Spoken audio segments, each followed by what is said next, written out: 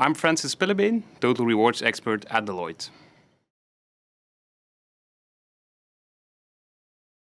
Pay equity and transparency is a hot topic today on the market. Some market forces are coming together today. On the one hand side, we have, of course, the ESG push and the newer generation on the work floor. On the other hand, you have actually the legislative push we see globally and certainly also in the EU with the EU Pay Transparency Directive coming our way. What we see on the market is indeed the ESG push, newer generations on the work floors, and we see also the global legislative push towards pay equity and transparency, which of course makes it more pressing for organizations and companies to come with a proper narrative and a proper solution. They will need to figure out what pay equity means for them, what pay transparency means for them, and provide an answer to really, on the one hand side, the push out of ESG, younger generations on the work floor, but on the other hand also the legislative framework we see pushing towards that pay equity and transparency. What we actually notice, it's all about setting your ambition level, making sure you know which direction you want to take. Is it just merely compliance, or do you want to be market leading? Do you want to be in front of the market? And what we typically see is that knowing where you are, you know your point zero will help with that. And in order to have that point zero, you will need to measure ultimately where are we from a pay equity perspective, and in which good shape are we as a company. And what you actually see is that a lot of companies can calculate and figure out their unadjusted pay gaps, just comparing rough data, the salary figures of, for example, male versus female on a company level or in a group level. But ultimately, you need to bridge the gap from an unadjusted to an adjusted pay gap, because there could be very good reasons why there are pay gaps. And those pay gaps could be objectified by certain elements. And that's why you need to actually go from an unadjusted to an adjusted pay gap, where you actually include the objective criteria that explain why there could be a pay gap. I think Workday plays a crucial role to address the pay equity and transparency issues and challenges companies are facing, because ultimately it's in Workday where you will need to work with those data in the flow of work. And it's not only about the unadjusted pay gaps and figuring out where people are paid in a normal merit cycle, but it's also about adjusting those pay gaps and getting a view on what are now our actual pay drivers and what is an expected pay point for someone in my organization, and injecting that into your merit cycle, in your talent acquisition cycle and processes, and making sure that your managers, your HR professional, rewards professionals are fully on point, what it means and what it ultimately means for an individual in your organization.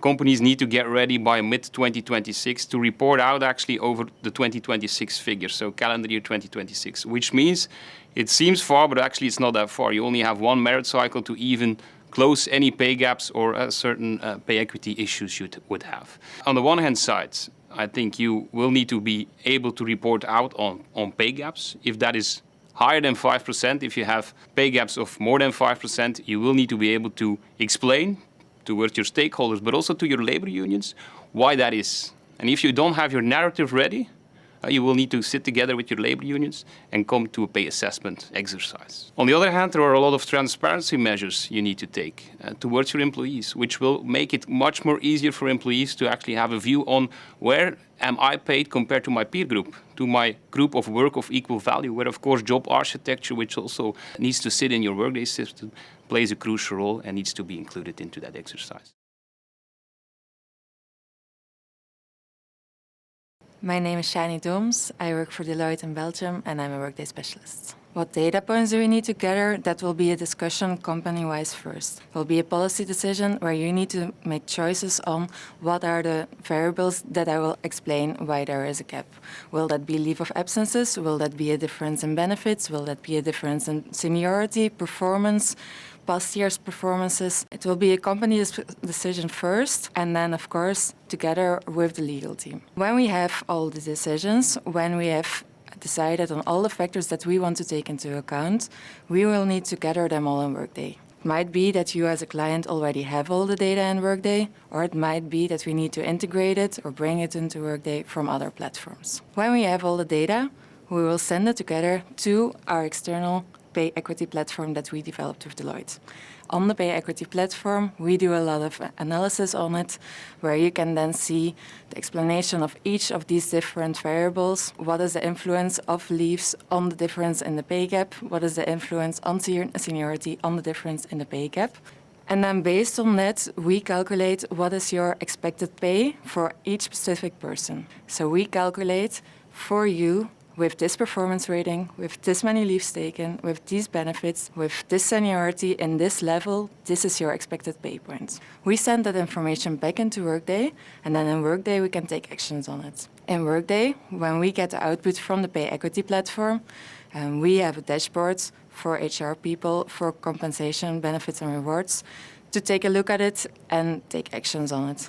But we can also bring it into our day-to-day business. We are bringing this information back into advanced compensation, where you can take it into account when you are doing the merit increases, bonus assignments, but also in recruiting and in a lot of others. With our combined solution, we help you go from the unadjusted pay gap to the adjusted pay gap and help you visualize that and take actions from it to actually take steps to close the gap. 2025 will indeed be a crucial year, and there are a few things we believe companies can do. First of all, look at your data. Do you have qualitative data? Does your data is sufficient enough to run certain analysis? Then have a look at your analysis. Do not wait to measure your adjusted, unadjusted pay gaps. Start today, because it will make a crucial difference if you know the numbers. And out of that, you can really start shaping your ambition as a company. Where do we want to be? Do we want to just be compliant? Or do we want to go beyond and be really transparent towards employees? Because that is ultimately the trust a lot of employees deserve and will have.